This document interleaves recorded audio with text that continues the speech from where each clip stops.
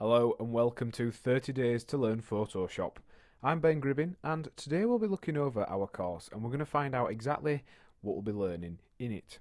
So over the next 30 days we're going to take you from Photoshop newbie, i.e. an absolute beginner, to being able to carry out basic photo editing, graphic design and in general knowing your way around Photoshop tools like the back of your hand.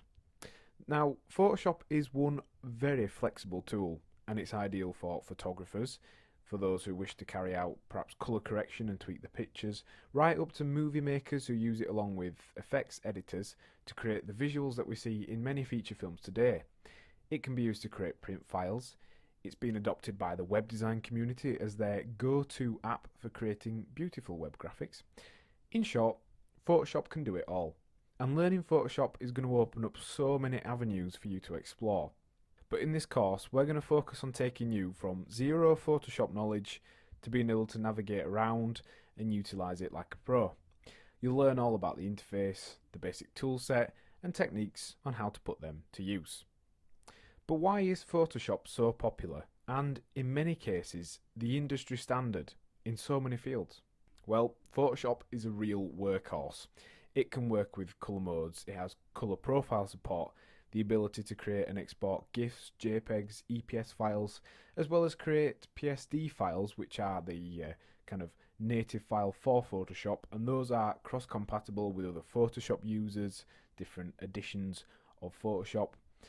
Adobe have really taken the time to integrate Photoshop within its creative suite, so that means you can work between programs such as Illustrator, Premiere Pro, After Effects, and InDesign to add lustre to your designs and projects in those apps too. Coupled with Photoshop's ability for add-ons such as brushes, patterns, styles and actions, it offers a foundation from which to create just about anything you want visually.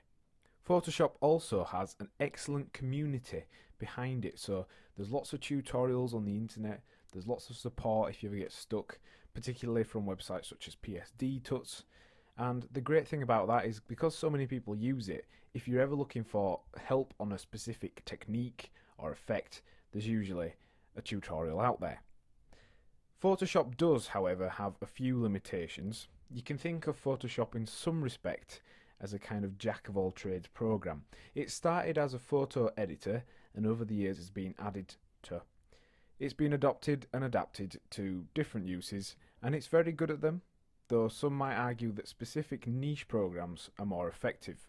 So if you think about this, one such argument would be the use of Photoshop versus InDesign, for example. InDesign is a program specifically designed for creating print documents.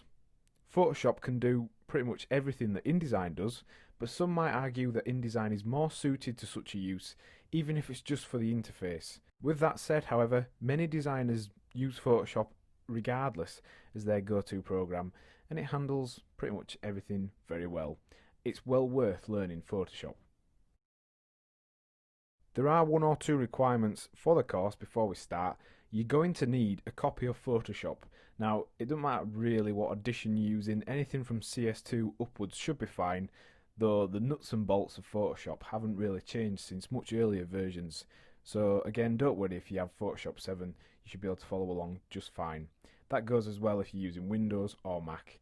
The shortcuts and commands will show you for both operating systems.